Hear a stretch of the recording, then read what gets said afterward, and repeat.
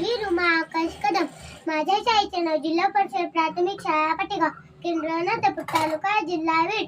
मी तुम्हाला वर्ग शब्द सांगणार आहे. CAT कॅट मीन्स मरण, DOG डॉग मीन्स कुत्रा, ONE one means egg, THREE three means तीन, TWO two means don't, TFOUR four means चार, FIVE five means पाच, SIX six means सहा, SEVEN seven means सात,